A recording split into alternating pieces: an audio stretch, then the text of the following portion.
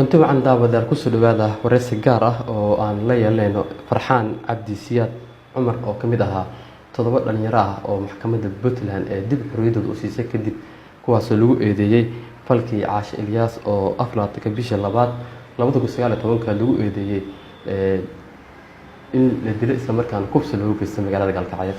Dabcan Farxaan Cabdi Siyaad Cumar oo faahi doono sida uu xorriyadiisa ku helay iyo marxaladaha kala duwan oo soo maray.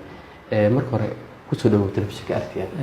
waa dhawahay Haajir adiga bahda RTN. run ahaantii dhacdadii iga soo gaartay xerigii aan kala kulmay magaalada Galkacyo run ahaantii wuxuu ahaa mid qaatay waqti aad u dheer, daruufo badan, waqti aad muddo 75 cisho qaatay.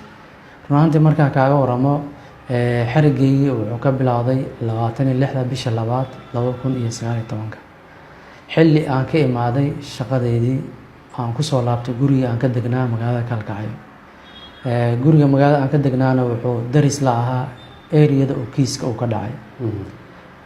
run ahaantii xilli aan islahaa hadnasatid waxaa iridii usoo qaracay ciidankii markaas howlgalka ku jiray oo area-da wax ka dhaceen baaritaan ku waday. ciidankii guriga usoo qaracay waxay iga codsadeen inaan raaco oo xaafadda area-da tuhunka soo galay qofkii aan kiis lahaynna la soo deyn doono, qofkii kiis lehna lagu qaadi doono dacwada uu leeyahay. run ahaantii waxaan ku qancay sida ay soo jeediyeen waana raacay.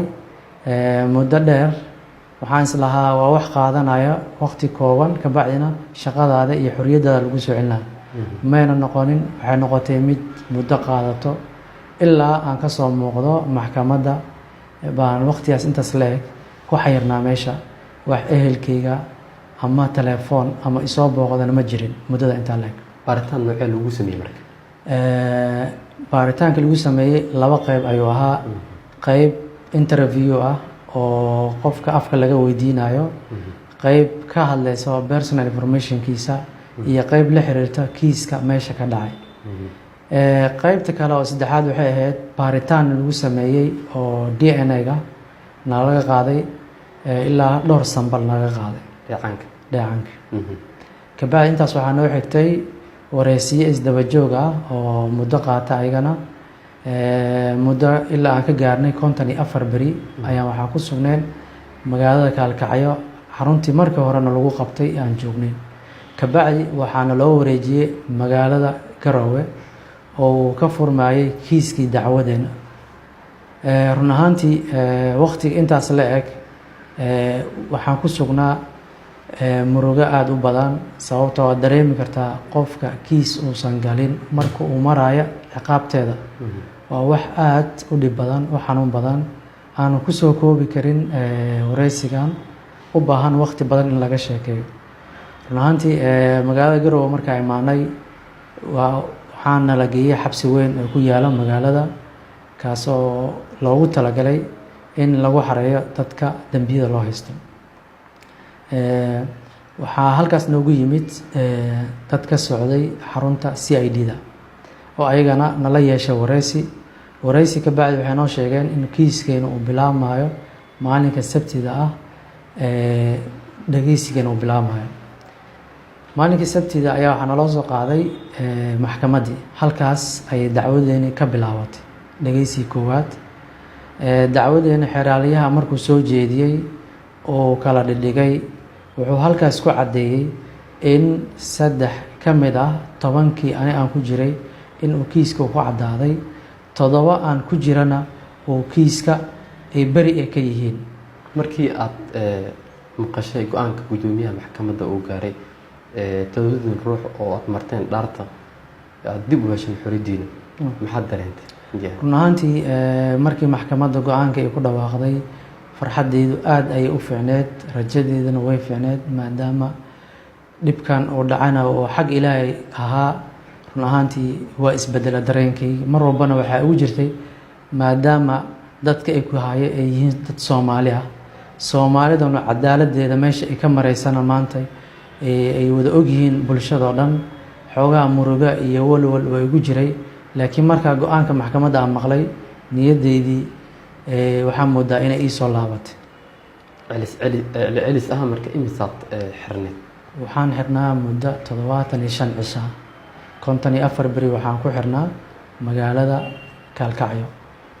markaad dib u heshan xoriyadiina magdhow miyaan siisay maxkamadda ama wax bay maadaama 75 maalmood aad xirneedeen oo kiiskii ama dacwadii lagu hayay aad beri ka noqoteen, maxaa la sheegay? runtii markaan kaaga waramo markii maxkamadda laga soo celiyay oo lagu soo celiyay xabsiga marka hore aan ku sugnay waxaa timid warqad annaga lagu sii deynayo. intaasna waxaa noo xigtay iska baxa, wax kaloo raali gelina ama transportation loo sameeyay xataa magaalada ilaa uu ka fogeeyay xabsiga ma jirin. markaan banaanka u baxnay ayaan dadkeena wacnay, noo yimid gaadiid nagu soo qaaday. runtii arrintaas walwal weyn murugo badan ayay nagu reebtay, sababtoo ah 75 cisha qof muwaadin Soomaaliyeed oo xuquuqdiis intaas ay ka maqneed misana aan wax raali gelina laga bixinin, waxay igu noqotay murugo aad u badan. waxay i siin weysay inaan sii joogo magaaladaasi ama aan shaqadii aan marka hore aan ka waayay muddada intaas la eg aan waayay inaan ku laabto waa ii horweysay. waxaan go-aan ku qaatay magaalada marka hore aan ka imid inaan kusoo laabto oo Muqdisho ah. run ahaantii dad dhalinyaro ah oo qalbi wanaagsan asxaabteeda ka mid ah iyo dad ehelka ka mid ah ayaa si diiran igu soo dhaweeyay, ayadana hadda ku suganahay alxamdulilah. wixii i soo gaarana dambi dhaaf Allah iga dhigo. run ahaantii waa qadar Allah, waxaan iyo wax ka badanba waxay ku dhici jireen nabiyadii alle saa ogtihiin waa la ixtiraami jiray. waa waxyaalahan iyo waxyaalo ka badan ayaa loo geysan jiray. run ahaantii markaa waxyaalahaas fiiriyey alxamdulilah maanta waa ku samarsanahay. waan gartay waxaad ahayd bare jaamacadeed wax ka dhigay magaalada Gaalkacyo. markii maqleen macallimiintii iyo ardaydii aad baraysay xarigaaga ma ka dhiidhiyeen, maxayse dadaal ay ka qaateen sii deyntaada? run ahaantii arrintaas markay maqleen horta farcelin aada u weyn oo dhanka social media ayay ka sameeyeen. meel kasta oo xerigayga ay ku tuhumayeenna oo xiriir way la sameeyeen, laakiin nasiib daro kiiska ayaa wuxuu iska ahaa kiis aad u adag oo maalin iyo laba aan lagu soo koobi karin. annagana waxaan ku samirsanaa oo mar walba aan isku samirsiina waxay ahayd dhibka kale ee meesha yaalo reerka gabadha ay ka baxday loo geysta ayaa ka weynaa midka annaga aan qabnay. saas darteed ayaa mar walba isku ilowsiinaynay, aan mar walba ku tahmaynay inaan cadaaladeen mar unaan heli doono, ayagana cadaaladooda ay heli doonaan. dabcan 7 ruux maxkamaddu xorriyadooda u siisay adiga ka mid ahayd, dad as garanaysana ma ahayd intaad joogteen Gaalkacyo? run ahaantii wax aan ka garanayay ma jirin, laakiin dad aan xerigaas ku saaxiibnay ku walaalownay ayay ahaayeen. dad meelo kala duwan laga soo qabtay ahaayeen. shaqooyinka meeshaas laga qabanayo dad shaqooyin kala duwan ay lahaayeen. marka waa wax xiriir saas u ma jirin, dad darisa oo eeridaasi laga qabta ayaan ahayn. haddaad dib ugu laabto xaashi Ilyas, goobta ay ku nooleed dabcan dirs baa ahaydeen.